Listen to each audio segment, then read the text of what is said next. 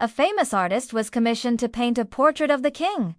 He painted the king sitting on a throne. Everything was going well. The king sat patiently for hours as the artist worked on his canvas. But when the artist revealed the painting to the king, he noticed that the artist had painted him with a facial scar. The king was furious, and he summoned his courtiers to view the painting and to pass judgment on the artist. "Look at this travesty," the king said. "This artist has tarnished my image by showing my scar.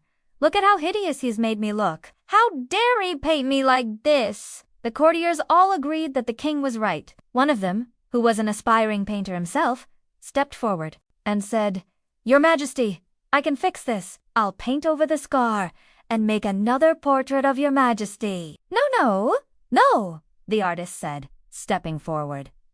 "Your Majesty, don't be angry. It was me who painted this portrait, and it is I who should fix it if anything is amiss." The king turned to look at him and asked, "Do you think this is right? Do you want me to have this scar on my face in this portrait?" "Of course not, Your Majesty," the artist said. "But what is the point of a portrait if it doesn't show the sitter's true self? A portrait isn't just a painting of someone's appearance, it's a painting of their character, too. And your scar is part of you. It shows the battles you've fought and the hardships you've endured. To hide it would be to lie, and I won't lie to you or to myself." The king was silent for a moment. He looked from the artist to the courtiers and back again.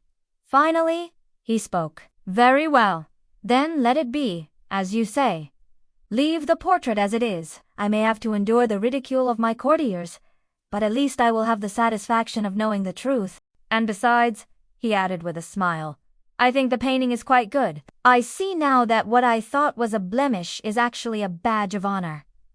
The courtiers were shocked. They couldn't believe that the king had accepted the portrait with its blemish. They had all been so sure that the king would want them to paint over the scar and create a new, more flattering portrait. But they could see that the artist had captured the king's likeness perfectly, and although some of them still thought the scar should be hidden, they also understood the king's desire to be true to himself. One of the courtiers, a man named Andre, stepped forward and bowed to the artist. "You are very brave, Master Artist, to speak truth to power like that. I am in awe of you." The artist blushed at the praise, but he was even more surprised when the king clapped him on the shoulder and said, "Come, sit with me while we have lunch. I want to hear all about how you became the most famous artist in the land." From that day on, the artist became one of the king's most trusted advisors, and the painting with the scar became one of the most famous portraits of the king. People came from all over the kingdom to see it,